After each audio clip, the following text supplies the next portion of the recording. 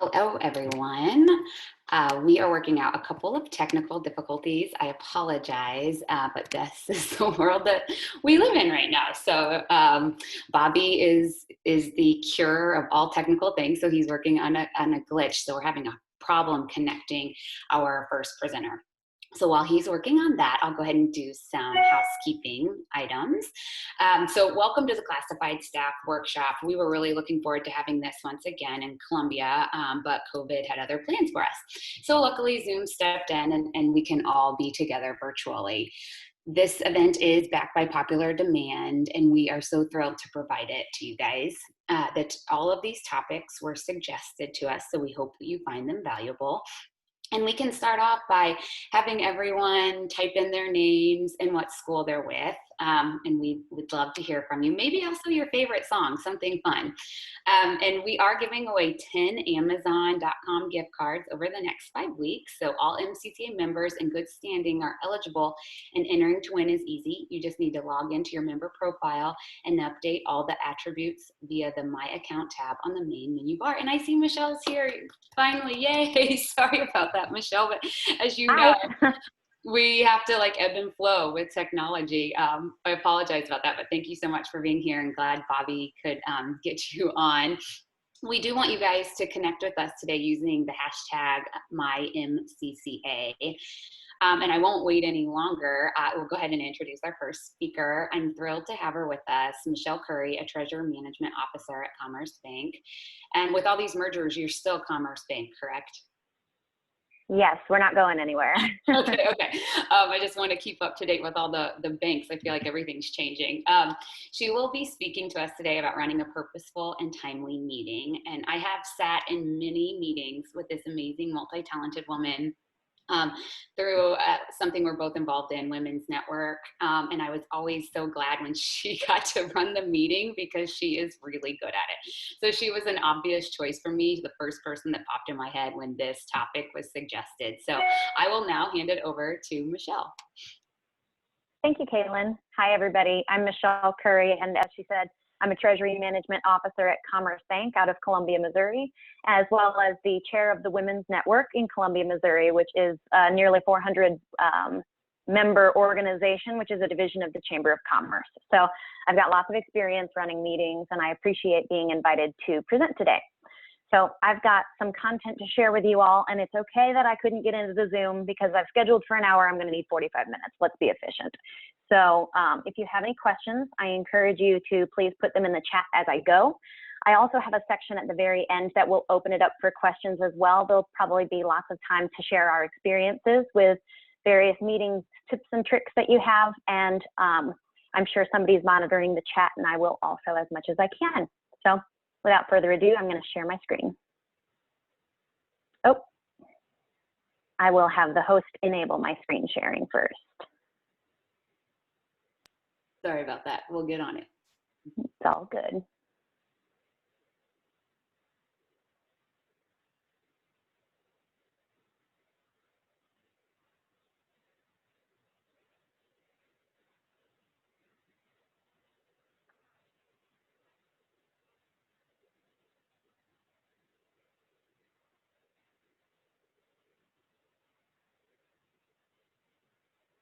And I know they're working on it right now, so we'll just hold on for just a moment. Yes, we are. I apologize, Michele. We are on No, it. I can tell. And that's another thing with meetings lately. A lot of this advice is going to be for when we get back to in-person meetings. Zoom meetings have their own form of etiquette and their own form of, delays and, hiccups and things like that I'm sure we're all getting used to. So it's even more important to create meeting efficiency. And if anybody has Zoom specific questions, I encourage you to write those down in the chat as well. All right, here it comes. Thank you, everybody. Okay, I'm going to go ahead and get started with the presentation called Running a Purposeful and Timely Meeting. So I like to start with a quote. A meeting is an event at which minutes are kept and hours are lost. that is from Star Trek, but it's probably how everybody feels when it comes to, you know, death by meetings. There's even books on it about how the more meetings there are, the less productive you are, when really the communication channels are what we're trying to emphasize when it comes to meeting in the first place. So learning how to run an efficient and productive meeting is a key leadership skill. It's also, you know, good for everybody that is in the meeting that can help participate, especially if it's more of a Socratic format where there maybe isn't a leader, but you can always use these tips and tricks to help guide the group along. Step number 1, start on time, end on time.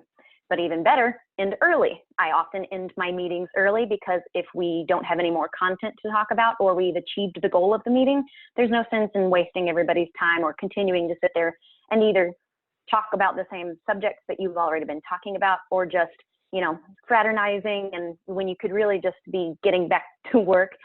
There's obviously nothing wrong with being warm and getting to know each other, coming into the meeting space and speaking with your friends, especially with the Women's Network, is we see each other once a month. So we all come in, we say, how are you? How's the job? How's the kids?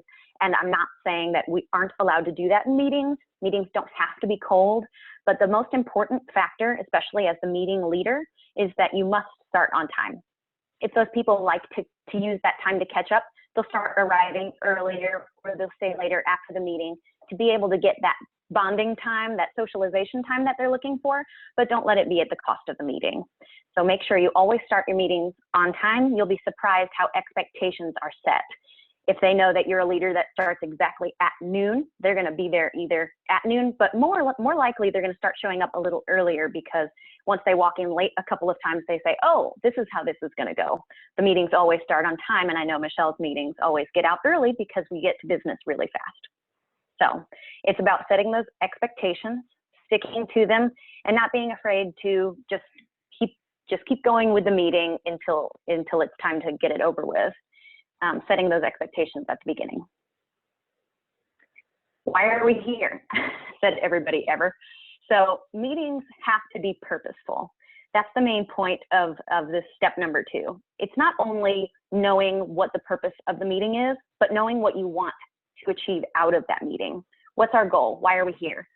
And so not only, you know, pre-planning that with the agenda process and sending the information out to the people who are attending the meeting is the best step that you can do at the very beginning of meetings is, as a leader, calling the meeting to order on time, and then stating in the first 5 to 7 minutes, like, hey, we're here today to talk about this. We have to figure a couple things out about A, B, and C, and make sure we assign those roles and the deadlines. And when we're done with this meeting, we hope to achieve X, Y, and Z. Laying that out at the very forefront gets everybody engaged and knowing that they're on the same page to achieve the same goal. So they're not sitting there the whole time wondering this question on the screen of, why are we here? Hopefully it was addressed when the meeting was put on their calendars, when the agenda was sent out, and now reinstating at the very beginning of the meeting. It's not only important to set the purpose of the meeting at the beginning to set expectations, but also to guide the conversation as well. People won't come with their ideas of this or that. They'll know, oh, we're going to be talking about A, B, and C, and hopefully it helps stay on track. But if any of us have been in meetings before, we know that's not what happens. So I'm going to move on to number 3. As I said, if you've got any questions, please enter them in the chat. I feel like I'm moving through this content really fast, but let's just call it efficient. As I said, discussions don't always go on track, but by laying out expectations at the beginning, at least you can try and set some boundaries, some milestones where if you feel the conversation starting to deviate, that's okay, that's creativity. But you as a leader have to be able to identify what the rabbit holes are. People will go in and deeper and deeper and deeper and get farther away from the original subject. And as the meeting leader, or even as a participant, it can be recognized and brought to light of, hey, I think we're straying a little bit farther away from A, and that's not always a bad thing, but you have to be able to steer back on track. One of the cool ways to do that is by using a parking lot. And the reason I say it's important to have a parking lot is because it validates people's thoughts. The last thing you want to do when somebody starts going on a tangent or a rabbit hole is to make them feel like their thoughts aren't adding value to the meeting or aren't contributing in a positive way, when really the meeting was about A, B, and C. They're starting to talk about D, E, and F down the road. That's a different meeting for another time. Hey, let's put that in the parking lot. I appreciate and value the input that you're doing. We're going to talk about that later. I'm going to write this down, but let's go back to A, B, and C. And that's a really good way to steer the conversation back without hurting anybody's feelings or discouraging them from sharing their ideas and stifling creativity. If you need any more tips and tricks on how to keep a meeting on track, you're welcome to put those questions in the chat. And there's also really great information if you Google, keeping a meeting on track or not losing the sight of a discussion. And there's lots of great articles that you can research. So now that we've set the purpose and we're keeping the meeting on track, the next thing we can do is achieve our goals. And then as it's going along, we're going to read the room too. So is someone talking too much, or are they interrupting others? Do you need to table or end a conversation? Or is this the right group or place to be talking about this? So I kind of alluded to it in the last slide. If somebody's talking about D, E, and F when really we're talking about A, B, and C, that's a good time to understand as the leader, listening to what they have to say and knowing that's not really the meeting that we're going to talk about this particular subject. We are going to talk about that later. So that's your ability to read the room and read the conversation to know whether or not it is pertinent to the meeting. I'm going to go back to the top one. And if you are in a situation where someone is talking too much or interrupting others to speak, it can sometimes be uncomfortable to ask someone to stop talking because, again, it's not that they aren't contributing. It's not that they're not eager to provide their input on things, but the most important thing that can come out of a meeting is getting everybody's perspective. And that's what we're all hearing about when it comes to diversity and inclusion, is hearing all the voices at the table. So one of the best ways, if you've got somebody who's a little too eager at the table and likes to have their voice heard, is validating what they have to say, is saying, you know what, Dan, I really appreciate everything that you have to say. It's been a great and positive contribution to our conversation, but to make sure that we've got the best perspective possible, I'd like to hear from the others at the table. So it's not very hard to positively affirm that somebody is definitely providing good ideas, but also opening it up to the others at the table while saying, Dan, you're good, you're good. I want to hear from some of these other people so that we can make a positive and creative impact on the outcome that we're trying to achieve. And then lastly, do you need to table or end a conversation? So sometimes you can feel like you are beleaguering a point by going over and over and over, and it just goes in a circle, and you can feel it. You can just feel it going in a circle. So it's at that point that the meeting leader, or you as a very skilled participant within the meeting, to just stop it in its tracks, say, you know what, I feel like we are kind of coming across the same points and not getting to the end that we're looking for. Do we either need to table this conversation until we have more facts, or do we need to make a decision? And that in itself stops the circle from happening. And even if it is that you don't have the information that you're looking for, it'll be a parking lot item for a future meeting. So these are great ways to read the room to make sure that you stay on track, because the thing that holds meetings up the most is probably just death by conversation, beating a dead horse. And you've already made a decision and yet people continue to talk about it. So by making sure you are concise and reading the room, you can keep the meeting on track. Which leads me to the final point of it. You got A, B, and C covered. You have met your objectives and you know who's going to do it. The meeting leader can at that point say, at the beginning of the meeting, we had addressed that we were going to talk about A, B, and C. For A, we've got this person on it and they're going to be deadlined by this point. For point B, we've got our team of such and such that's going to have it done by next week. And then lastly, you're basically laying out what has been said in a manner of summarization, as well as assigning responsibilities and deadlines, which are very important. So not just that we came here and we definitely did talk about A, B, and C. It's we have a plan for A, B, and C. We know who's in charge of it, and we know when to hold them accountable to have it completed. So that's a really important ending to the meeting, which also brings kind of a finality to the conversation as well. If people want to bring up A, B, or C again and want to continue talking about it, it's, well, we decided that B was going to be done by this, by then. And so kind of leave it over there, no further discussion. And if you have further discussions, you can please address it with the team who's responsible for it now. It doesn't need to be happening in front of the entire group. And that's another good point too from the last slide is this the right group to talk about it with? Let's say you are a team from across the state of Missouri and your local representatives start beginning a conversation that doesn't really apply to the rest of the group. It's not that that isn't important for them to talk about, but maybe they can take it outside the meeting. And the last thing for the summarizing close is asking for agreement. If we're talking about really bringing a close to a meeting and assigning responsibilities, after you lay out the laundry list of what's going to happen, ask the group, is everybody in agreement with these topics as I have listed them? You get agreement from the room or whether there isn't, and you are able to create that final resolution. It's tracked in the minutes that everybody had agreed to the terms, and then those minutes are sent out afterwards. The discussion is closed and everybody is on the same page, or so they agreed. So those are the proper ways that you can really make sure that the tasks have been assigned and are going to be taken care of. Lastly, now that we have gotten agreement, the minutes are taken, everything is listed out in a very clear way, it is important to get those minutes out as fast as possible. Now, I've been a part of many boards, and I can honestly say that this happens about 5% of the time, that the meeting minutes go out within 24 hours. Usually we just review them at the next month's meeting, but obviously that works for most people, but it's not effective as an organization, because then you're just trusting people to have remembered what you talked about verbally. What the best part about sending the meeting's minutes out fast is it's in writing. Nobody has any questions of, wait, what did I agree to do? And then it takes 2 months to achieve the goals you want to achieve. Whereas if you had it in writing, it's like everybody can refer to these minutes about who agreed to what and by what deadline. Nobody really has any excuses, and it's not about, you know, holding people accountable to make them feel bad that they failed. It's holding people accountable of, we can do this together and we can be efficient and we can get it done quickly so that we can move on to other projects. That is a sign of an effective team.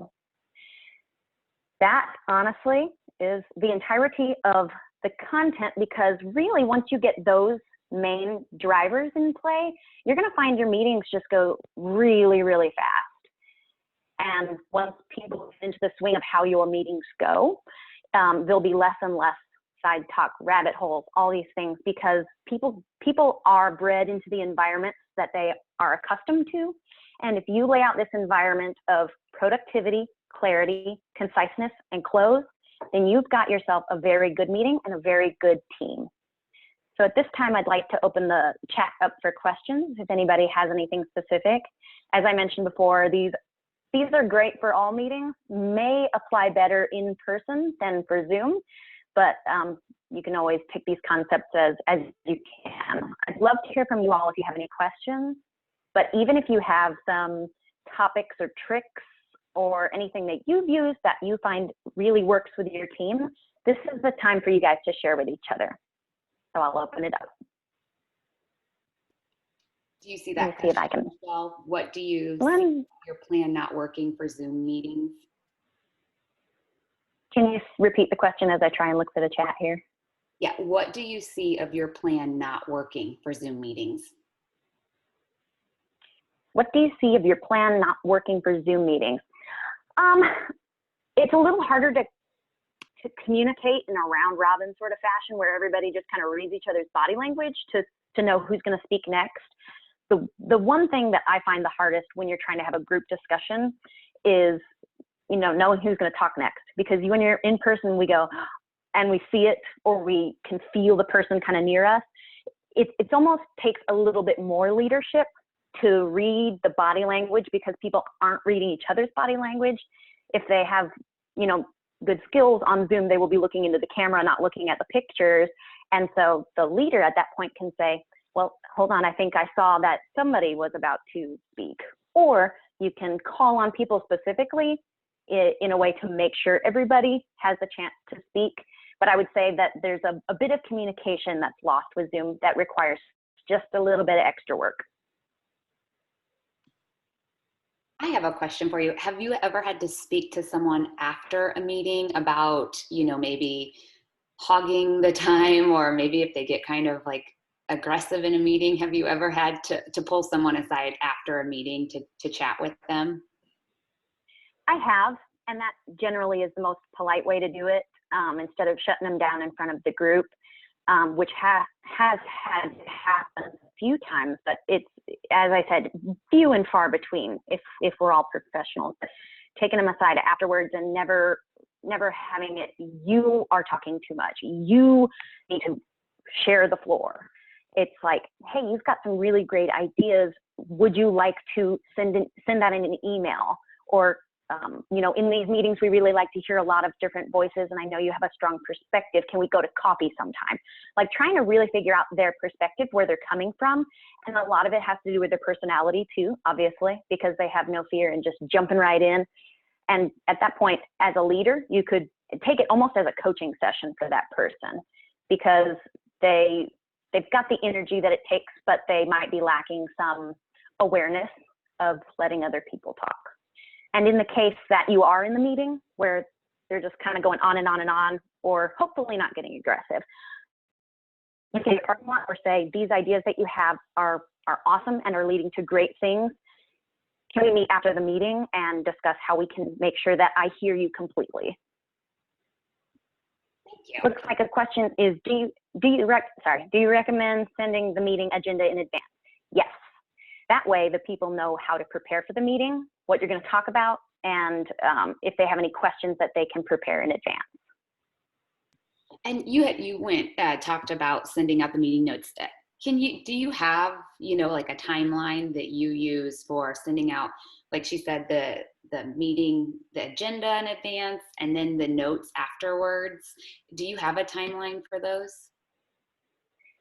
I would send out the agenda just as soon as you can. And so, you know, the rule of thumb is at least 2 days in advance.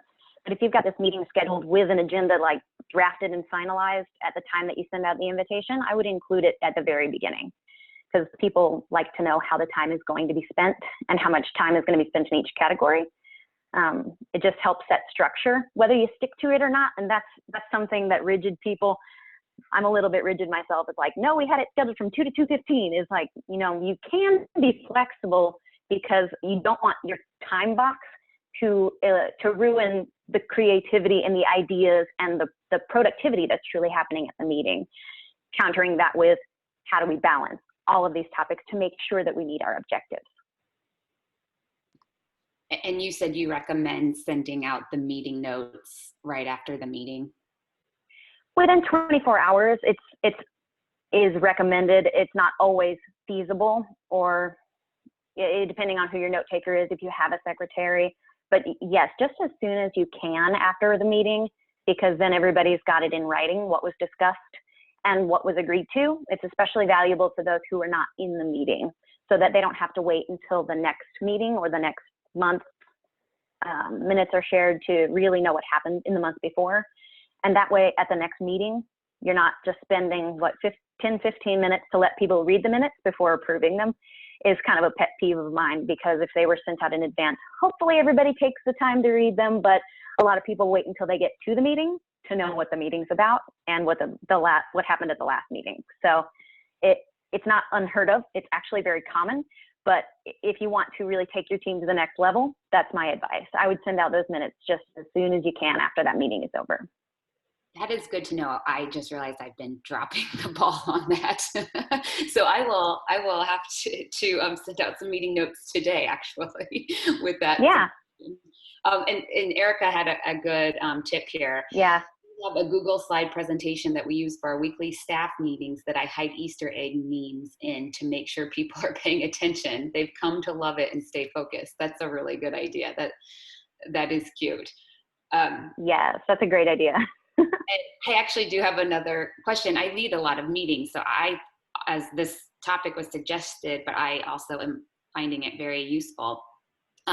You said you're in a lot of boards. Do you find that, you know, how to run a meeting, or, you know, to use a certain type, I forget what it's called, but how to run a meeting? I forgot where you know what I'm talking about. Robert's Rules of Order. Yes. So do you find that is in a lot of organizations' bylaws to help run a meeting, or do you recommend using a method like that? While it's not hard written into a bunch of bylaws, if you have somebody at the meeting who understands how to use Robert's Rules of Orders and they're in a leadership position, you'll find that meetings are much more effective. But the trouble is with Robert's Rules of Order, which is like, you know, making a motion, seconding the motion, exactly what order everyone's allowed to speak, and when the discussion is over, how you're not allowed to talk about it again. It's very rigid if you employ it to the book version of it, like doing it to the T. But if you have no one on that board that really knows how to do it properly, then it doesn't quite make sense it's important to learn about it, but if nobody knows how to do it right, it might just end up confusing people more. So everybody's kind of familiar with, do I have a motion to approve? Motion, seconded, all in favor, say aye. That's Robert's Rules of Order. There's actually a lot more rules than that, but boiled down, a lot of boards use the very, very basics of it. If you would like to take a class or watch a YouTube video on how to do it, there actually is a rule book of Robert's Rules of Order that you can look into if you're interested in becoming a leader that really knows what all that means and the proper order to do things. Hopefully that answered your question instead of just providing my personal opinion on Robert's Rules. I think they're great. There's just so many of them that sometimes it's best to boil up to the top the ones that work for your group. No, I find that very helpful. Thank you very much. And then I welcome anyone else that has any questions. I can go over some upcoming events that we have while we wait for more questions. So Michele, I'll have to put another document up. So if you see another question, please interrupt me and I will shut up. So we do have some upcoming events I want to make sure everyone's aware of while we wait for any more questions. We will, of course, be sending a recording of today's presentation to everyone that registered through the email you have provided in your profile. And then we're excited to be with you all again on Thursday at the same time, 10 o'clock, to hear presentations from Karen Fink with Crowder College on saying yes to saying no, which I also feel is a very important topic, because if you give too much of yourself, spread yourself too thin, I don't think you can fully give enough of yourself. Brian Milner of MCCA will also be speaking about how to have difficult conversations, and he will give a brief legislative update. We also have a very valuable webinar coming up in August to help guide you and your campus to maintaining your diversity and inclusion efforts during this time. Keith Fuller will be leading that with some other colleagues. He is from St. Louis Community College, and stay tuned for more information. The other two presenters are not with our colleges, and so we've had to work around their schedules. We do also encourage you to share today's experience on social using your hashtag #MyMCCA. And I don't see any more questions. So Michele, unless you have some last minute advice or tips that you want to give. Well, Erica's fun post about the Easter eggs that she puts in her presentations gave me another idea of Zoom ideas, how you can keep people engaged, which is another problem that I feel a lot of people are struggling with, is how do I make sure they're not emailing at the same time, because they might look like they're paying attention, but really they got 14 things going on their screen at the same time. Something that you can do is insert questions and slides that are interactive using the annotate feature. So it could be like a question that says, you know, what's your opinion on this, and have some choices, and people can use their annotate to kind of put their little hearts and stars and checks. If you haven't learned what the annotate function is, it's very fun to use to keep people engaged. That's probably my last Zoom specific idea, but I've got my contact information on the presentation, and Kaylin, as you said, I think you're going to send it out to folks, but please contact me anytime if you have any questions about staying productive. That was a great tip, and I think I have to look that up myself. We might have one more question. Hold on, someone sent something in a different Q&A box. Hold on just a second. Oh, so it's more of a comment. Oh no, it went away. Oh, it looks like answered. During this time of meeting virtually during the summer, we ended up with no quorum for a few items on which we needed to make decisions. We sent a Google form with the options on which people weighed in and took this as the vote. Oh, yeah. Very good, Fran. Yeah, there's lots of ways where if you just can't come to a decision at the meeting, we're not filibustering. We don't have to sit here until a decision is made. Give more people time to think about it, and just give them an open window to fill out a Google form or a SurveyMonkey, and make sure there's a deadline set. And you can even say, like, the deadline is Wednesday. If you don't respond by Wednesday, I will take this to mean you abstain, or something like that, which is absolutely fair, hopefully. to give people enough time to respond. And they're documented, so you have it actually in physical proof that you can attach to the minutes of here's the results from the Google Doc. And I don't know if everyone would agree with me, but on Zoom, I think it's opened up some people to be able to attend meetings that they maybe wouldn't have otherwise been able to. Maybe they couldn't get out of the office, or budgets in our schools, are very tight. And so maybe the school didn't want them to go to the meeting because they don't have the transportation funds. So I've heard from a lot of people that they're really excited actually about some of our things being virtual, and so that they can actually attend. So if there's one positive thing about COVID, it is maybe connecting us a little bit more because we are opening it up virtually.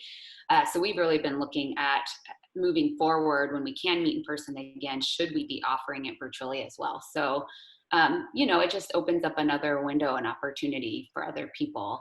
I do want to share what Fran said as well in case other people didn't see this, but here's a strategy we discovered in our classified staff executive committee meetings. If there were hot topics where people basically were whining and wanted to tell their personal stories, we began putting those issues later in the agenda. People were interested in getting finished, so this naturally enabled people to shorten up their thoughts to things more pertinent to the group. Is there more? Awesome. Yeah, I think that's it. Well, thank you, Fran, for sharing. That's great tips. And that's a good point too, is if you've got very, very important decisions to make at that meeting, don't put them at the end of the agenda, because then you're going to have like 10 minutes left and not enough time to talk about them. Bubble those up to the very top. I don't care if your normal meeting order is old business, then new business, then decisions. It's like, hey, you know what? Let's put these decisions up so that the bulk of our meeting can be talking about what's most important to our organization. And I love, it's like, yes, we will talk about your things. We're going to move them towards the end of the meeting where we can discuss in the time that we have. Oh, it's only 6 minutes? Go. So it's not that they're not important, but you have to make sure that you escalate the things that do really need to get covered. That's a great tip, and something I'm actually going to take moving forward, because we do try to follow old business, new business, but that's a great point. There's nothing telling me in bylaws I have to do that. So it's a great tip. Yep. Marilyn says, I've been taking minutes for about 15 years at my college for various committees, councils, and it seems people most look for action items for which they've been tasked. I agree with that. And I actually highlight some of my things that I really want people to bring back with them to the meeting to try to draw them to those action items. Great tip. I've been the minute taker as well for many years. And what I like to do, it's my personal thing, is if somebody's agreed to something, I put their name in bold before sending out the minutes, where I'm like, Jason does this. It's a good idea. Well, thank you very much, Michele. If we don't have any more questions or comments, we can let you go. But I really want to thank you for doing this, and thank you for your patience as we navigate through COVID. I apologize for the issues we were having earlier, but we actually just switched to Zoom last month or the month before. We were using another platform, which didn't end up working out for us. So we had to switch to Zoom like a week before we were going to have a webinar. So we're still learning the ins and outs of this. Oh, we've got one more. How do you handle being in a meeting when it goes over? When it goes over, if I'm not the leader, I get a little upset, probably like everybody else. I'm like, I've got another meeting to go to. I can't do this. If it's going over and you're the leader, you really have to ask yourself, are the conversations we're having productive to the goals of the organization or the goals of what this meeting was scheduled for? Because there's a point where you can say, we need to cut it off, but there's a lot we can talk about. Let's schedule another meeting to talk about it. The times where you wouldn't be able to parking lot, reschedule, new meeting, continue talking, is if they're time sensitive. So if you find yourself going over, but it's highly time sensitive and highly important, then along with an apology saying, we really need to get this figured out today. And like if there's 5-10 minutes left in the meeting, say, we have 10 minutes left, time check. What are the most important things that we need to figure out today? And then once those are isolated, you can put those other ones in the parking lot for the future meeting so that the remaining 10 minutes is focused on, 10-15 minutes is focused on the specific items that really need to get addressed. So not only are you reading the room, reading body languages, you're also watching the clock. Is like, time check, we got about 15 minutes. I know we still have a lot to talk about. So let's take a couple minutes to figure out exactly how we want to spend the rest of our time. Because then you can focus on that. And if the meeting goes over, everybody feels like they're dedicated to the topics that they have themselves prioritized as important. That was a great question. Thank you, Tabitha. Yeah, really good question. Great answer. Oh, thanks for this information, Michele. Great job. Yes, thank you. Thank you. And if any of the attendees on are from MAC or in the Columbia area, Michele is also an actress. And so if you ever want to see her on stage, do you want to give a little plug about the company? Columbia Entertainment Company is a local community theater that I typically work with. There's also a couple others in town, but if anybody out there is like Columbia, no theaters happening right now, so it's very tough. If you see any virtual events or anything that's happening for local nonprofits who can't operate in this environment, I would definitely put a plug in to see how you can help. Thank you very much. Thanks, Kaylin. Great idea about that. I might have to look into it today. But thank you again. We are going to take a quick little 10-15 minute break. Maybe we can meet back up at 10:50 if that works for Erica, and we'll get her started. Thank you again, Michele. Thank you. Thanks, everybody. Have a great day. You too. So like I said, if everyone wants to take a quick little break, go grab coffee, run to the bathroom, please do so, and we will reconvene. Does 10:50 work for you, Erica? Okay, we will meet back up at 10:50 to get Erica started. Thank you guys very much. So Erica, if you want, thank you very much. So without further ado, I can go ahead and introduce our next speaker.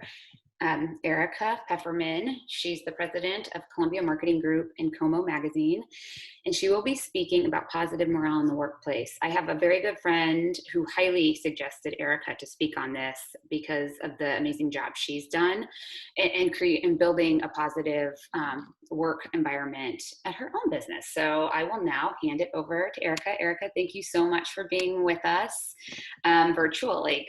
I'll hand it over to you. No problem. Thanks. I am really excited to get a chance to talk about this today because it's really my favorite thing to do. I'm very passionate about organizational health, and in order to have a healthy organization, clearly it's a good indicator of that is a positive morale in the workplace. And so we work really, really hard on this. I have about 16 employees. We have about 7 interns, and we put out a monthly magazine, Como Magazine in Columbia, and we also run Columbia Marketing Group, which is a very busy advertising and marketing agency here in Columbia as well. So there's a lot of work to get done, but I'm a firm believer in work is better whenever you're happy doing it. And so I prepared some things to share with you today. I think it has worked because,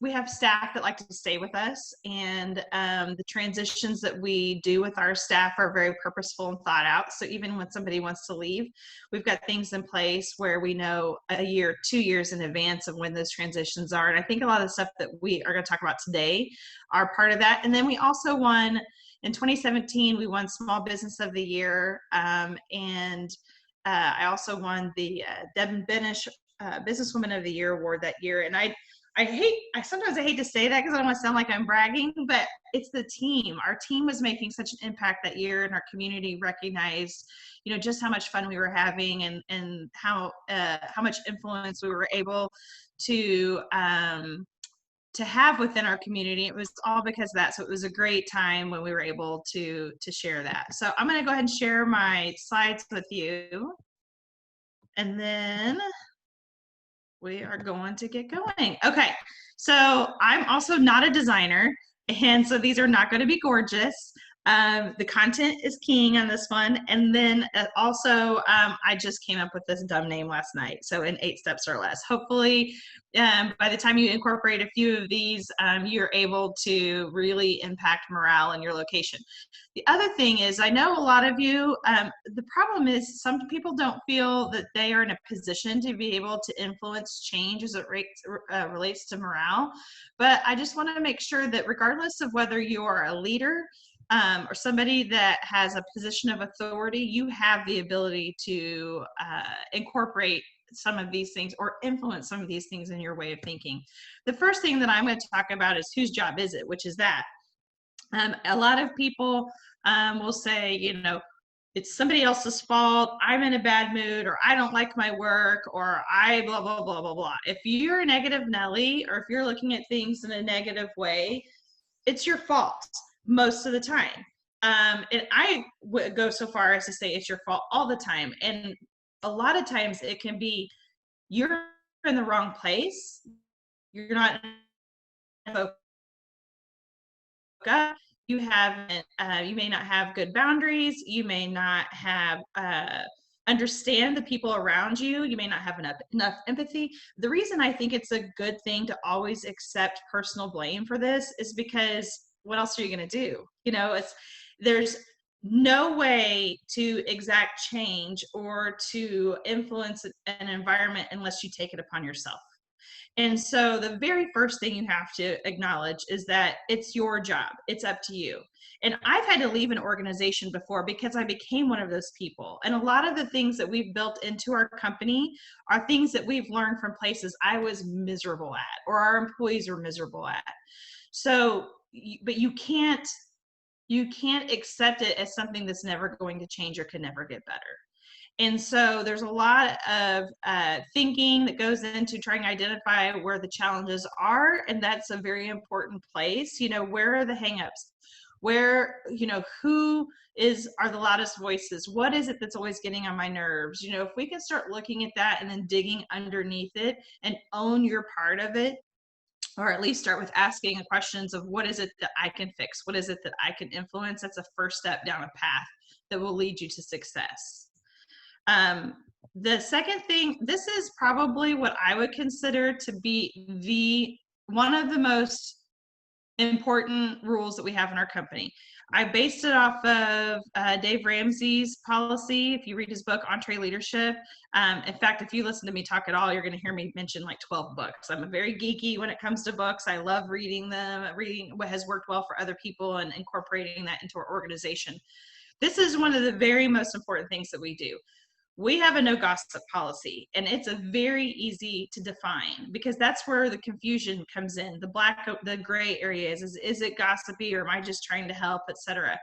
In our company, if you are talking about something in a negative way to someone that doesn't have the authority to fix it, or not your direct supervisor, you are automatically gossiping. That's it. And you get a one and done in our company. You get one warning and you're out. And so I have actually done this before, and the effect of that on the people that are in your organization is huge, because people don't even really like to be included in gossip for the most part. Sometimes you might say it's fun, but it's dangerous, it's toxic, it undermines the values of your organization and the work, the mission that you're on. And it's absolutely not helpful whatsoever. So we constantly refer back to this when people ask us what they think our number one key to success is. And last night, because I'm a huge procrastinator, and so I was building these slides last night, and we use Slack in our company. I slacked the team, and I was like, hey, I'm doing a talk on positive morale. What are the things that you guys think we do that contributes to this the most? And this was by far the first thing that people brought up. I'm going to try to keep an eye on this chat feature too. Kaylin, can you just keep an eye on it? Let me know if there's something I need to answer. I don't know where it is. Can you say that again? I saw some notifications from the chat feature, but I can't get it to pop up. So can you let me know if there's something like questions I need to answer or comments? Oh, someone said, can the PowerPoints be advanced? And yes, we will share the slides. Oh, what are you guys seeing now? Are you guys seeing the right slide? Just the initials, the first slide. Oh. So you guys aren't seeing the no gossip slide?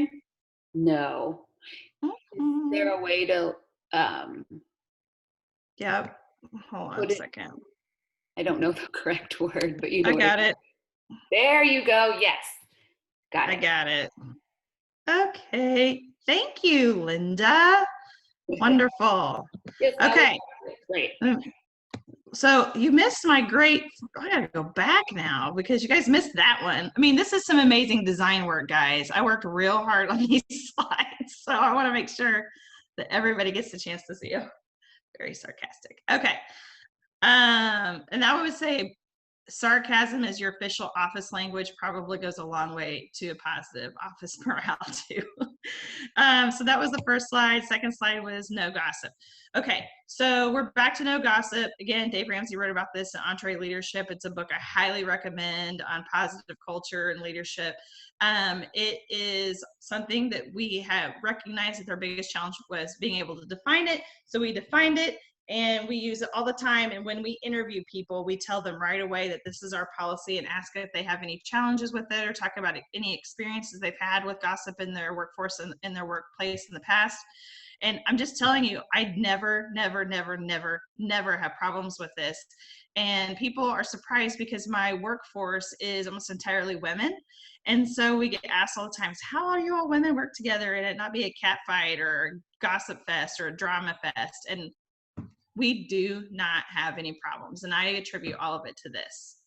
So sometimes you do have to shoot a hostage. I did have to fire someone over this once. And I'm telling you, I don't care how talented you are, if you can't adhere to this particular part of our culture, then I won't have you on the team, because one bad apple, it infiltrates so many other things.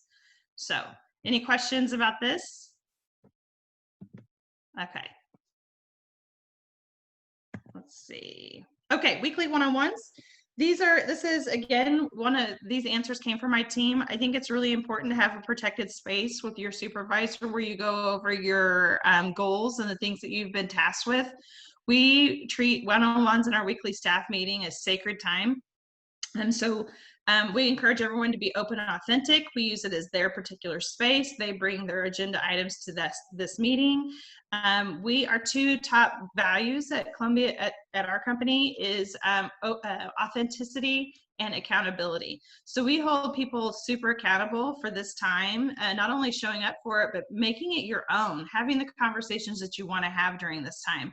And we are always working towards ongoing improvement and giving training opportunities. And we've had other people learn how to do other people's jobs. All this particular place right here is where people are able to talk about things that are bothering them instead of around the water cooler. And we create, it has been especially important during this time of either stay-at-home orders or just weird working relationships. We worked from home solid for 3 months. We've been back in the office a little over a month. And we really needed these weekly one-on-ones, just to process people's emotions about what it was like to be going through COVID with everyone else, what our company was experiencing, their concerns about their jobs, if there were any, and how we were dealing it from an ownership perspective, how we were planning on dealing with the industry's challenges that we were facing. And so those one-on-ones became incredibly important, just to keep that open line of communication open. I said open twice in one sentence, but you guys get what I'm talking about. So it's not anything that's rocket science, but people genuinely love and appreciate those one-on-ones. It can be 30 minutes. Sometimes they get to be an hour, depending on how much work or how much is on someone's plate, but always no less than 30 minutes every single week is highly recommended. The other thing is our weekly staff meeting. I have been known to say that over my dead cold body will we not have a weekly staff meeting. And it's not because I just want to have a meeting to have a meeting. Having open communication about what our goals are and what we're doing, even like we have them every Tuesday at 8:30. We had it this morning. On our agenda, we talked about, I share the financials with the organization. They get to see where sales are. They get to see, look at our top 10 clients list. They get to hear, look at creative we put out the week before. They get to hear about the books that I'm reading. I just got back from vacation, read 2 new books. And of course, I'm sure they love that part because it always means I incorporate something new. But we have this time, and then we go around And we ask each individual department to talk about what is it that's on your plate this week? What are your big wins? We have a celebration slide. It's our very first slide that we pull up. That is, what are we celebrating? Are we celebrating a birthday, an anniversary, a big win, a new hire? And we just go around through there. This is not on the slides, but this is something we've done lately that we really do like. We like to make sure that everyone is acknowledged in some way. We've read 5 Love Languages. We read a lot of different things about people's different personalities. And we incorporated a thing called our birthday buddies. And so every employee is matched up with another employee, and that employee is responsible for on their buddy's birthday and anniversary, making sure that they're acknowledged in some way. And everyone on the staff it could either be words of affirmation, it could be a gift where people Venmo each other like $5 or whatever it is. And we have so much fun with that. And the reason that the person always feels extremely special. And then on top of that, everybody is treated the same. So it's not like you remember, Fran's birthday and then you forget Sadie's birthday, and then Sadie feels like she's less important. And so we've had so much fun. I saw a chat come in, but I can't figure out how to get it to come back. Oh, there it is. I was just saying I love the birthday. I love birthday buddies. Yeah. And Dave Ramsey stuff. Yeah, I'm going to move this slide over so I can keep an eye on it. Yeah, birthday buddies is great. Every time we get somebody leaves or add them to the organization, we shuffle them around a little bit. It's a Google sheet that we share with the entire organization, and people really look forward to it. It was even more important while we were doing stay-at-home orders because our staff is very creative, and I think in general staffs like to get their they get their synergy from engaging with each other. And so since we didn't have that, we had really a lot of fun figuring out how we do birthday buddies when we were all at home. And so it's a way of taking, like, if you have someone that's a cat lover, like their little gift was all about crazy cat stuff, and so it just became very personal. It makes them feel thought of and appreciated and loved on the staff, and that's really what's important. And so anyway, in the weekly staff meeting, we always talk about in that slide whose birthday's coming up or who's having an anniversary, etc. But the important thing about the weekly staff meeting is that everyone gets around the table. They get to hear me cast vision every single week for what it is that we are doing, because vision leaks and morale can leak. And so if they hear the good news, they can hear the challenges, they can look at the financials, even when they're bad, or even, especially when they're good. And then we just talk about everything together. And that does a lot, because people react best to what they know. So a lot of times leaders are afraid to be open and transparent or authentic with their team because they are worried about how they'll react to the news. But I have found in my 20 years of doing this that people always react better to what they know, especially if you sandwich it with the right qualifiers. So this is the space that we use for that. The other thing, let's see, I'm gonna make sure I didn't go too far. Yeah, this is one of my favorite things.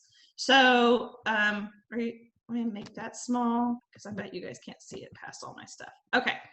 So we use this Venn diagram to, let me see if I can move this guy. No, okay.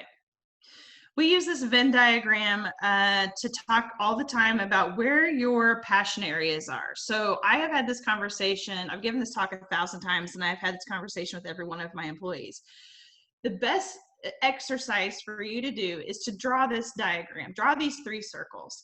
And then you start to identify what are the 3 things that you're really passionate about. And some tips on how to do this well could be like, what am I passionate about?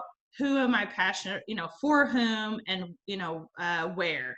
For me, it was where, why, and how.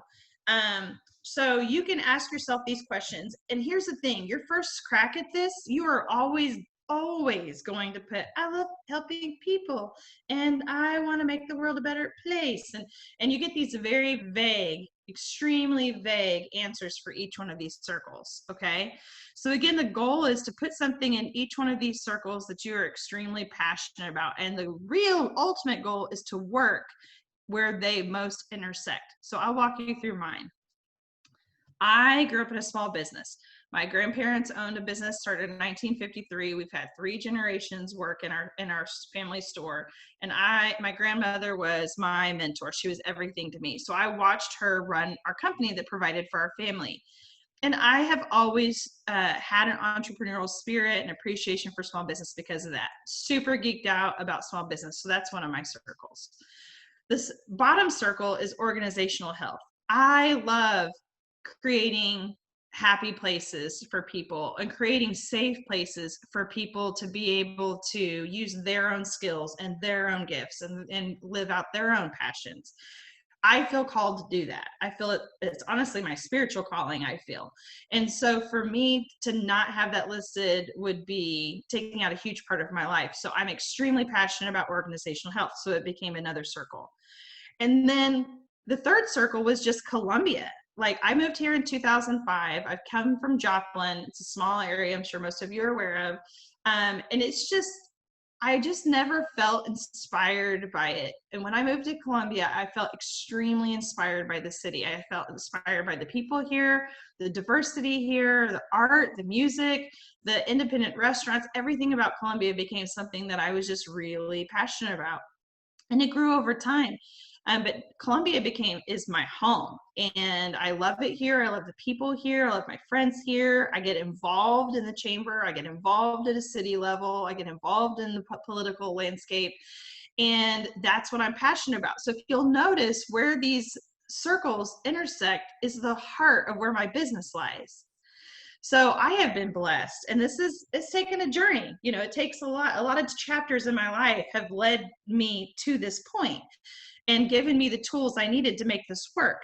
With that being said, when you look at this, you can see small business, organizational health, and the city, this regional area, all overlap. And through Como Magazine and through Columbia Marketing Group, I'm able to provide an environment and promote organizational health, both in my company and for my clients' companies.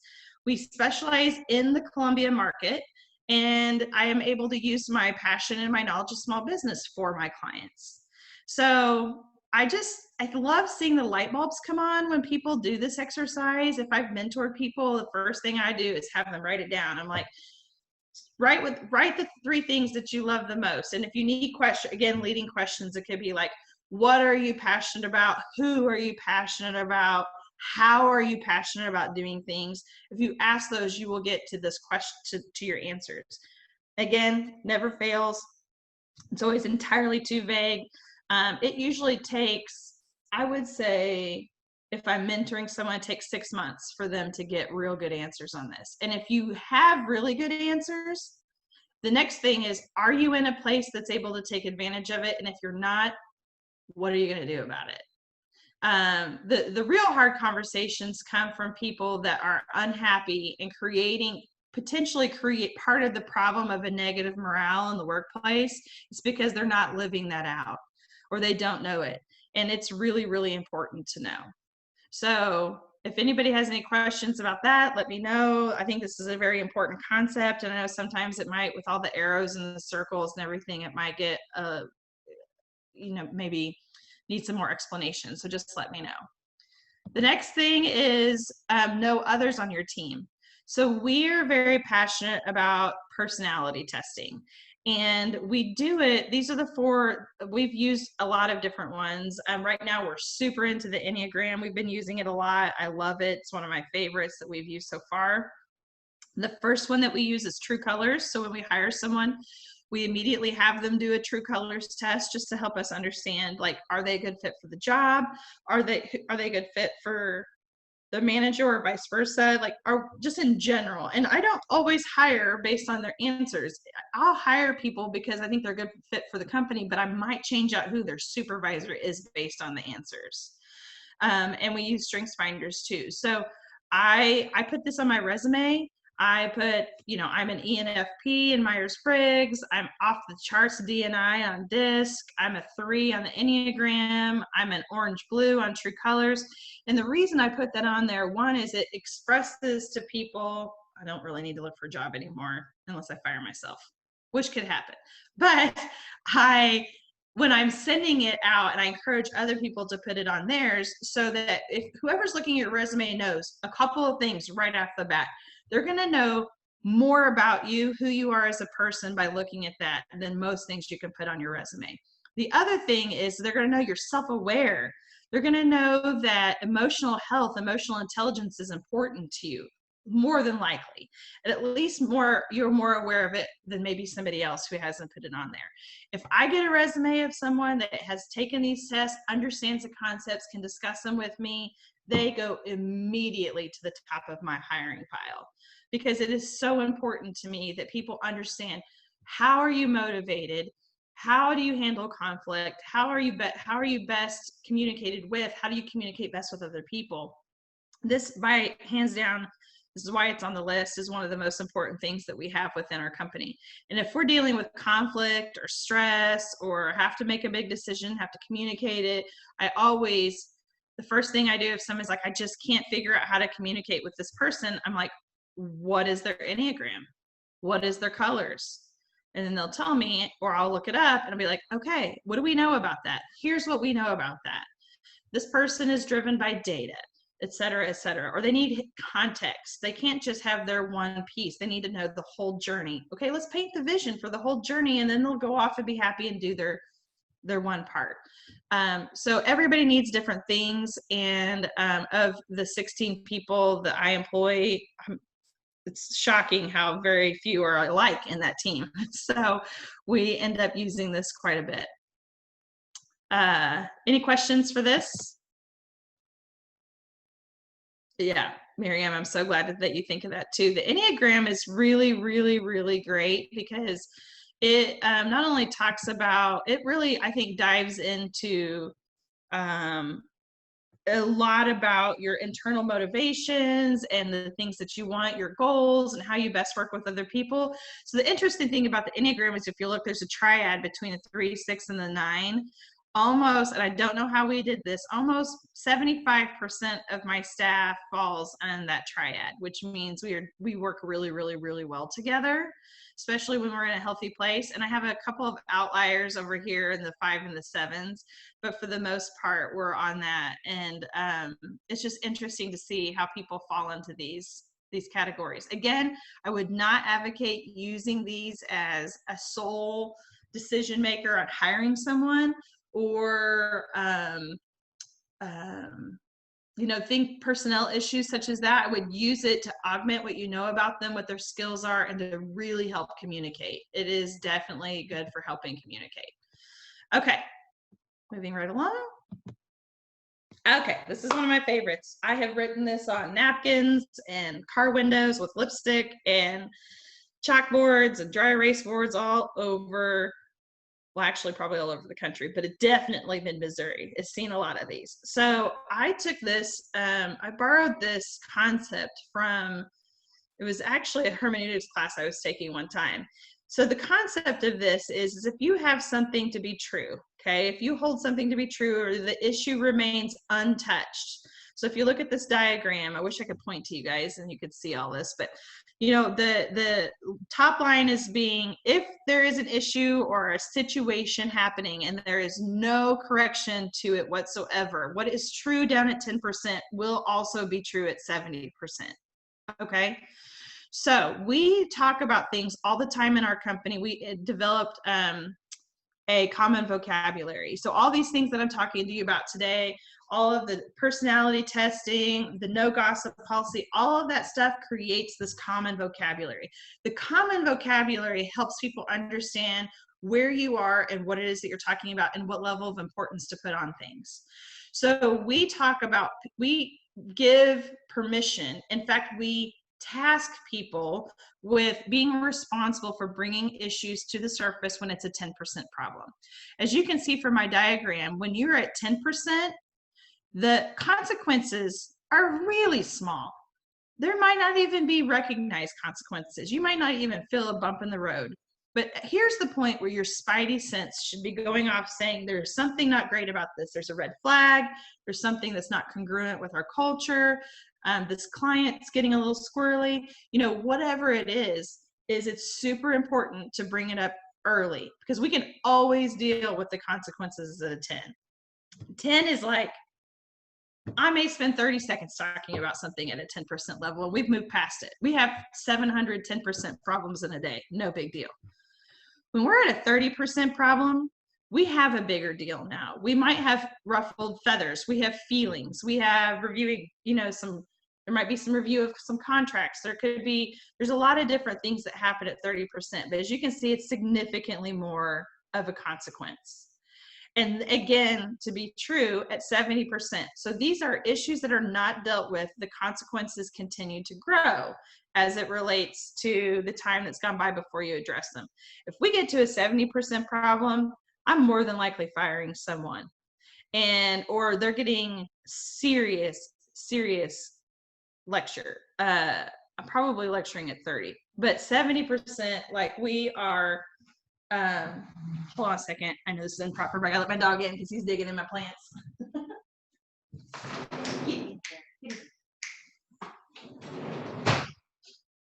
Okay. So anyway, at this point, we use this as permission in our company all the time, and we say, you have the authority to bring things up at a 10% problem, and not much less the authority. We have an expectation that you do it. And what this does, by having the common vocabulary, it makes everybody feel very comfortable about bringing something up. And especially it helps when you need to talk to an employee about something. So when I go to them, I'm saying, look, this is a 10% problem. And then all of a sudden their shoulders drop a little bit. They sit back. They're like, oh, okay, I understand where we are. And then they hear what you have to say. Small little tiny corrections get made. Nobody has any hurt feelings, and we all move down the road. I was finding that without explaining this to someone, especially people that come from a toxic other work environment, if regardless of the tiny small size of the correction you wanted to make, it became a huge issue to them. Big feelings, big emotions, locked down, wasn't able to take direction. So when we talk about this and I say, hey, this is a 10% problem, they know where I'm coming from. I know that they're hearing it with the weight that I intend for them to hear it, and it makes things so much easier. And so with that same token is if I come to them and say, we're like a 30 or 40% problem, all of a sudden everybody's leaning in, their eyes are on me, we're looking at the solutions, we're going around the table, all of the work stops, we're figuring it out. And if it's 70, like something's on fire, like it's not good. Rarely do we ever get there. I mean, people are so bought into this that I can't even begin to think of an example where it's gotten past. We occasionally do get to the 30, and it's usually with a new hire who is still not yet learned, that they're in a safe environment to bring challenges sooner than later. But because of this common vocabulary, we don't have any of the fear. And a lot of times I think that fear creates a lot of that negative morale in the workplace. And so if we can do everything we can to eliminate fear, this is a big one for that. Is there any questions? Okay. Let's see where I'm at. Fun days. Okay. So we like to have fun, and I take 1 day a quarter for my staff. You'll probably see a common, yep, there's booze in both pictures. We like to take time out of work with my team, and we take a full day once a quarter where we are out of the office. And I always do it on a Friday, usually. This year I did it on a Thursday. I did it July 2nd because we were closed July 3rd, and it gave them a long weekend. So what we do is we take the first half of the day, and I use it for curriculum. I bring in a speaker, or I talk about some of these things that are, I don't know where the chat went away. I use like these concepts. We went over the Enneagram and decision making this last time because I needed to, with my team, one of the challenges that we had identified at a leadership level was getting our team the ability to make more decisions on their own. And so we brought in somebody who really specializes in the Enneagram, and we spent the whole morning talking about decision making. We created scenarios, like fake scenarios. We divided people into teams, and I just wanted to hear, if you were presented with a scenario, what would you do? And they were fun scenarios, and it was an opportunity to kind of hear them process thought, me provide feedback into that, etc. We did that during the morning, And then during the, we had lunch. So we went, and then this last time I took everybody out to Old Hawthorne. We had lunch and we did pool time and drinks, and everybody left home and went early at 3 o'clock for the rest of the weekend. The photo on the bottom left, we went to Jeff City. This is when I had the magazine down in Jeff City, and we rented out their little indie film theater down there, and we watched Office Space, which was a lot of fun. And it's just like our ragtag. And so, in Columbia. And so we've done different things. I was looking for my photo of the scavenger hunt. We did it divided, and it's always divide people into teams of people they don't normally work with to do whatever activity it is, so they have a chance to get to know each other. We've done a scavenger hunt around Columbia before to all of our different clients, which was a lot of fun. We did the prison tour down in Jeff City, followed by lunch at Prison Brews. We've done so many different things, and we've done the pool day twice because people really enjoy the pool day, especially the open bar part of it. I know that not everybody can do that kind of thing, especially in the environments that you work in. I have a lot more probably flexibility being in the private space that I am. However, you can still do things as a team. You can get together and you can volunteer places. You can get together and you can do like the painting nights. You can do these things whether you're the leader or not. You can organize the stuff for your team.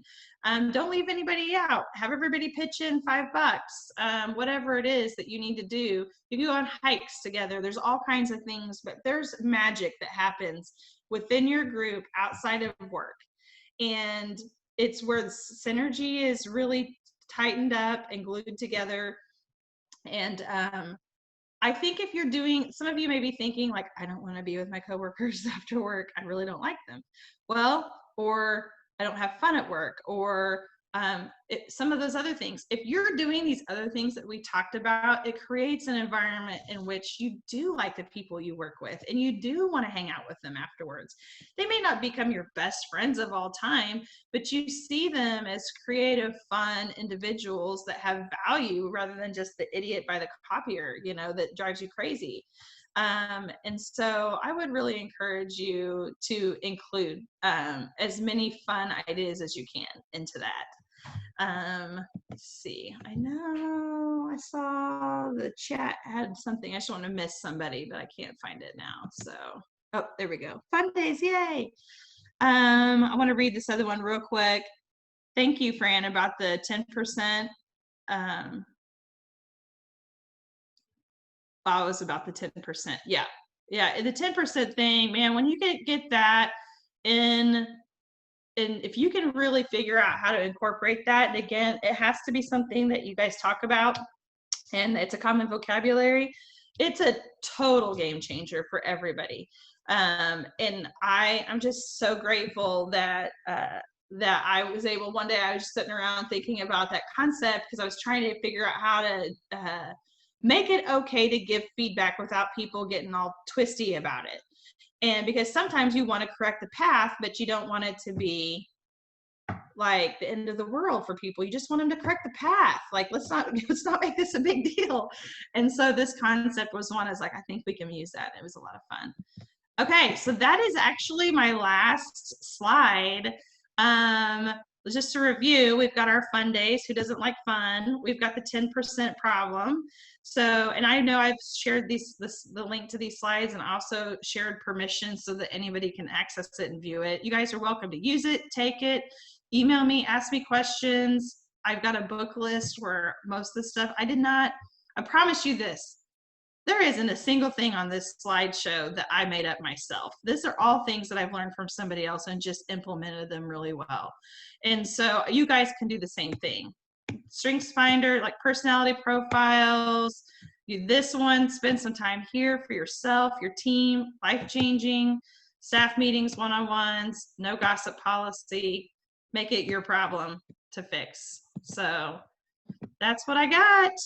Erica, I think that speaks to the type of leader you are, that you gain knowledge from others, and you don't just try to say, I made this up or I came up with this, that you actually say, I learned this from someone else. And I think that's what most great leaders do, is they are open to hearing other people and learning from them. So yeah, I appreciate you saying that. Thank you.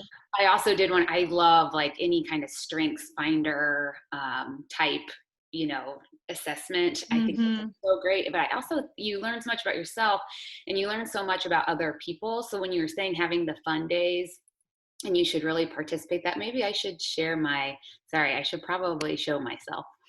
There we go. Bobby is getting on to me because I'm not starting my video when I talk. I apologize. But when Where's you, Bobby? Bobby needs to be starting his video. I know, he likes to be behind the scenes. um, but when you do those strengths finders and you learn about your coworkers' strengths and colors and all that good stuff, you learn about them to where, like you said, when you go out to those fun days and you learn more about them in those situations and those environments as well, but then you know not to get offended by them sometimes and take things so personally, because you're like, oh yeah, they're a blue and I'm a green, I'm getting my colors wrong. No, you're not. Well, so you're not, because those are two colors that really struggle. Well, really orange and green. And I will, not to interrupt you, but I think this story is super relevant, because one of my favorite employees now, when she started, she was a green, and which means she needs data and context. She needs the whole like gamut kind of laid out for her. And I'm an orange. So we're like kind of making it up as we go most of the time. And like I have the general vision, I have the 30,000 foot view, but I'm not afraid to plow ahead, and then we'll figure it out as we go. As most of you can tell, that creates a lot of opportunity for conflict. And I swear, I almost fired her 27 times in her first year. And she's very talented. And we did not, obviously she still works for me, but what we had to do was it was the true colors. I had to figure out who she was in as a person. And then I realized the reason she couldn't just go do her part that I asked her to do, and the rest was none of her business. And I would get so frustrated, and I would interpret it as a lack of trust in my leadership. And so I would take it personally. And what she was saying was, I mean, she just wired to need to know the why. Like, what's the why? Where are we going? And so what I started doing was I started tailoring every single talk I gave and every change I made to her. Because I knew that if I had answered enough questions, was open enough, maybe cast vision far enough, and I answered her questions, everybody else was going to be handled too. And we became very open about that, and it has worked like a charm. And now she's one of my very favorite people. And now I'm always looking through that grid, because if I can answer Cassidy's question, then I've done a good job. And we made it. She's been with me, I think, 4 years now, and I haven't fired her yet. But there was a couple of times where we were just glaring at each other over a desk. And we both wanted the same thing. She was a great employee. She was talented at what she did. She wanted to do a great job for me.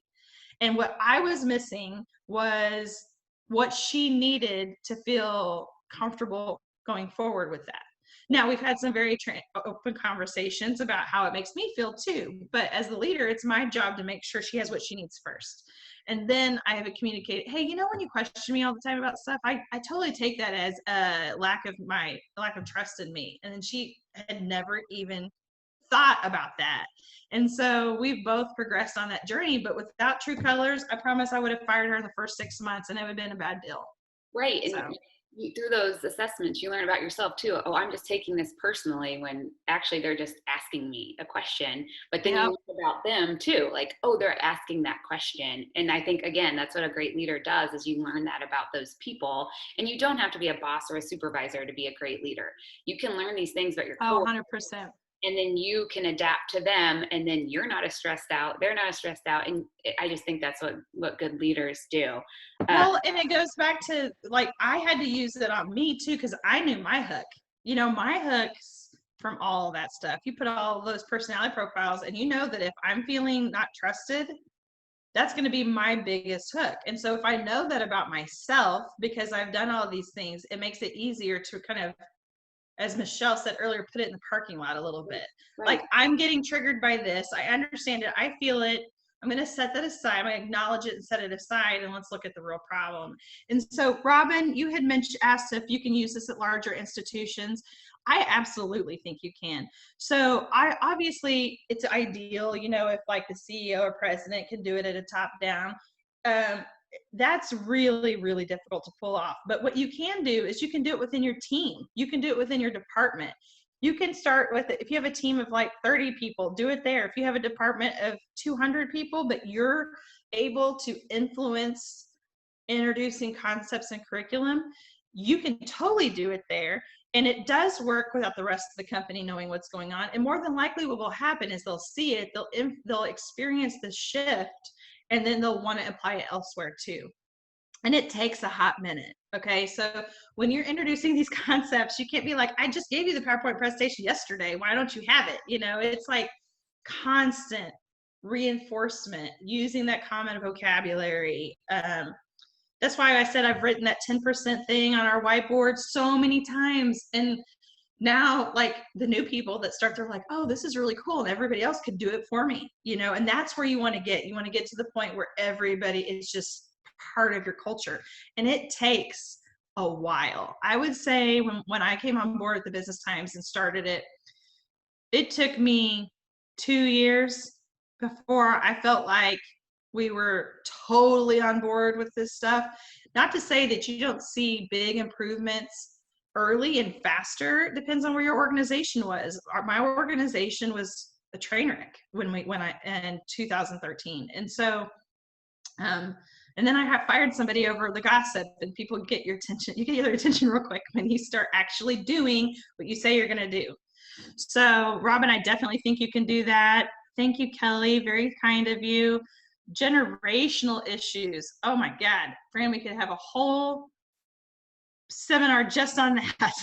So yes, I mean, there are definitely generational issues. There are, I find, because I have both, I have a lot of interns. Most of my staff is probably in their 20s. Well, probably not anymore. I would say, but young, they're young. I've had plenty of experience with young people. And what I find is that they're often afraid to make mistakes. They often want to have question status quo. They want to bring ideas to the table. They haven't been beaten up by the system yet, right? You know, they haven't been kicked in the teeth by yet as many times as the rest of us have been. And then older generations tend to feel like, you do what you're told, you know, this is the rules, this is the system we work in. And so they just follow along. And it's nice to have a mixture of both. It's nice to have people that are willing to be innovative and kind of question and introduce new ideas, but in respectful ways. And it's nice to have an older, more experienced generation that can appreciate that and also be mentors. You know, the younger generation wants mentors. They want to learn the secret handshakes. You know, they want to learn from you, from when you got your teeth kicked in because you brought new ideas in the wrong time or the wrong place or to the wrong leader. You know, they want to learn how to do that. And so I would definitely say that communication styles change. Okay, if you've read the book 5 Love Languages, the concepts apply here too, because we might rely more on phone calls. I say we, I'm 42. So 42 and above, we might rely, actually, I really like email too. But still, you know, there's this generation, it's like, I'd rather talk to you in face. I'd rather have an in-person meeting. I'd rather pick up the phone. You maybe use email, where my younger staff is like, they're doing it in our project management. They're talking in Slack. They, you know, if they never saw anyone, they would be just fine, you know? And so some things get lost in that translation, but you just have to identify. Again, I think if you go back and take age out of it and you use the personality profiles, then you can find that common ground. And that's really helpful. What was the name of the book? Which one?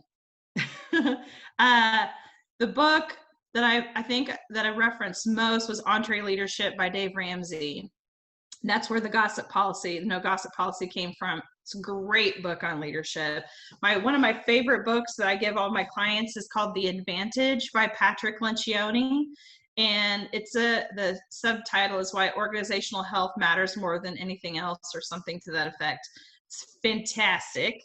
I'm happy to share my book list with people if they want. I just read I'm reading Traction now. This is fantastic. It's kind of a follow-up to Rocket Fuel, which is this is actually really a lot along these lines of the things that we've been talking about. It's about structures and processes and communication styles and simplifying things and making it easier to measure and manage. So this is a good book. You mentioned a love languages book as well. What? Oh, the 5 love languages. The 5 love languages is a spiritual, it's a faith-based book. And with that being said, there is a way to take the concepts from that book and apply it to any relationship you have in your life. So the concepts in that book are that there are basically 5 ways that people experience love. One is words of affirmation. That's me. Touch, acts of service, quality time, and gifts. So all of us are generally in some way have a preferred method of receiving affirmation or love from someone. And I started thinking about this in ways of, like, obviously with my children, with my employees. Some employees, it means the world to them if I give them an atta girl in a staff meeting. And somebody else does not care at all, but if I would take their trash out for them, they would be thrilled, you know? So you just have to understand, like, what is it that kind of gets them going. I have had one editor who is unapologetically gifts. Now, she wasn't looking for a Rolex, but if I brought her like Post-it notes and cool colors for her desk, she was over the moon and thought that I would think about that for her. And so I just try to figure out, and that's another thing, was we as a team read 5 love languages. We know whose everybody's are, and we figure out how can we show them affirmation and appreciation through that. I also use it with my account managers for communication style. You know, there are basic communication preferences that people have. So do they like to text? Do they like to email? Are they on Facebook? Can you get them in phones or in person? So if you just kind of take the concept in general that there are, you know, some key preferences that people have and figure out what theirs are and then work within those, it helps, again, find common ground and really help someone feel appreciated. Do you ask your staff to kind of become familiar with that amongst each other, especially like form of communication? Because like you said, with the generational differences as well, like, you know, Stephanie really likes it when you give an email address versus a telephone number. I mean, do you like encourage your staff to learn that about each other? Just so 100%. Oh yeah. It's like, we use a project management system. We use Asana, and they can put it in Asana all day long. And I know, as a leader who buys the system and implements it on my staff, that I should use it. I'm terrible at it. So if somebody needs me, the best way to get me is like the 2 best ways are going to be text or Slack. After that is email. Email is still like, going to take me a minute to, as you've experienced, Kayla, it takes me a minute to dig through them, and then I'll like answer your last 30 all at one time. And then the worst possible way to get me is on voicemail, because I don't even check my voicemails like once a month. I'm like, if it's important, if I know them, they know how to get me. So I know that's terrible, but we use that as an example, like how's best to communicate with Erica, how's best to communicate with Fran, how's best to communicate with Amy. They are different. We talk about that, and we are accepting of it. I agree. And like, especially at a time right now, I feel like you have to use the communication you feel most comfortable with. I have 3 boys. I don't want to answer the phone at home because I know as soon as I do, someone's going to start screaming. I'm going to have to run out of the room. I mean, it never fails. And I don't get great service in my house. And so it's like a little uncomfortable to me to, what'd you say? What? I can't hear you. So I've raised 3 boys. I know exactly what you're talking about. They're nuts. It doesn't get a lot better. Mine are 20 and 19 and 17. So they're still dirty and smelly and still wrestle all the time. So yes. Good to know. Thank you. We do have a question. How do you handle or respond to these things when it is bosses higher than you? So leading up is that's a great question. One of the things that I would encourage you to do is make suggestions to them. Like, I You can say, use today as an example. I was at this seminar. I heard something that I thought was incredibly helpful. How do you feel? Let me explain, here's some bullet points. How do you feel about this being something that we adopt? I always try to position it as a suggestion. I mean, I know that as a boss, and I know there are some bad bosses out there, and I hate that for people. I really do. We've all had them. Probably not in this organization. This organization, everybody's fantastic, but just in case. I feel that bosses generally always are looking for helpful suggestions. And I know people are scared to give them.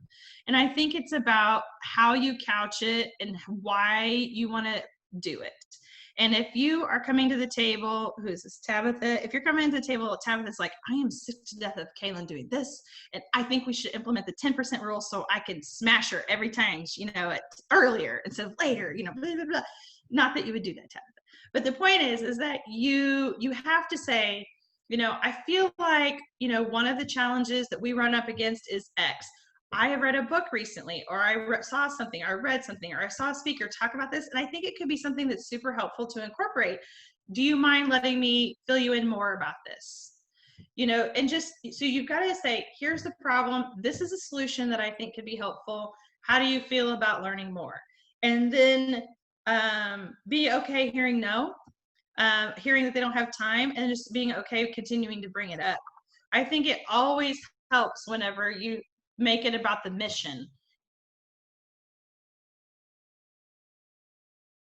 I know how busy you are. I saw this. I thought it might be something that could be helpful to streamline our communication. What do you think?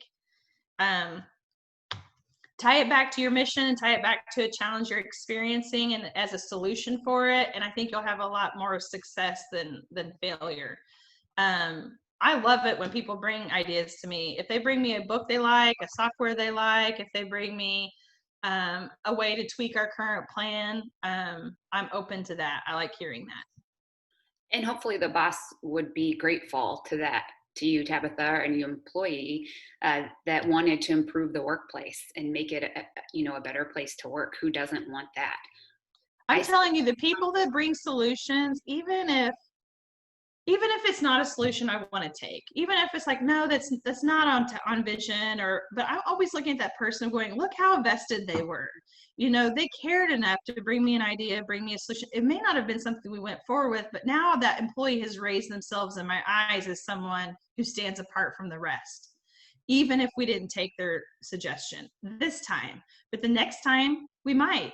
Or 6 months from now, they may circle back and go, hey, Tabitha, remember when you were, tell me again about that thing, and always put out the good ideas. Just be known for someone that's solutions oriented. Right, I hope that helps. I don't know. Because I've had bosses before, you could take ideas and they just smash you like a bug, because you dared to talk to them about it. And you know what you had to do? Own the fact that you're working in the wrong place and get out. Go find somebody that appreciates you and your skills. So I completely agree. I think it's great advice. And please, if anyone else has any more questions, I'll start with some announcements while we wait for some more questions. Here we go. We use signature strengths in our department and have our top 5 posted outside each of our offices. This is a good reminder to our coworkers on how to communicate and work with each other. I think that's a great idea, Jan. Thank you for sharing. I totally love that too. That is really helpful. The only thing I have about StrengthsFinder is there's so much to remember. There's so many of them. And so I'll see it. I'll be like, okay, what was that one again, or what it is? But StrengthsFinder is something we utilize. It's just not my go-to as quickly as the other ones are, but I love it. I really do. I think it identifies where people, it's really good at using to identify what you need in a specific position. And this is kind of a good segue to our members at convention this year. We are having a plenary.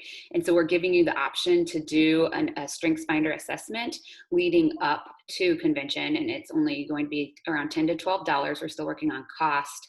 And then there'll be a plenary at convention to go over your results and what this means, and how it makes the work environment better, kind of, a follow-up here to Erica's presentation.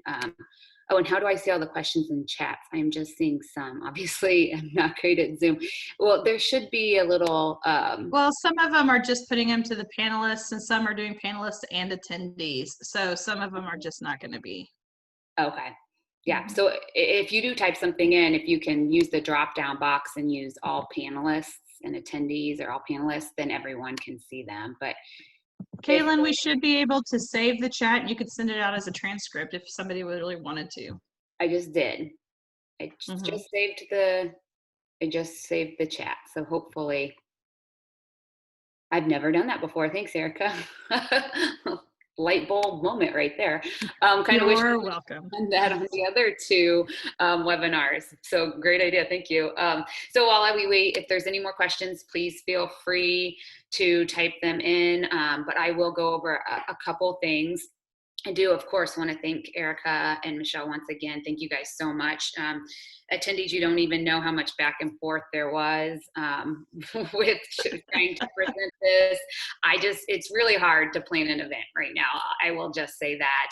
And I thank everyone for being patient with me. And then I decided to take a vacation, like very last minute, like right smack dab in the middle, but it was a much needed vacation, and I came back much more refreshed. And of course, I want to thank everyone. This is actually the highest attendance we've ever had for this event. So if that speaks to going virtual, it just it opens the door for a lot of people that probably weren't going to be able to travel. And so I think that's amazing. We will be sending, again, a recording of today's presentations and the chats, now that we know how to do that, to everyone that registered, and you will get that in your email.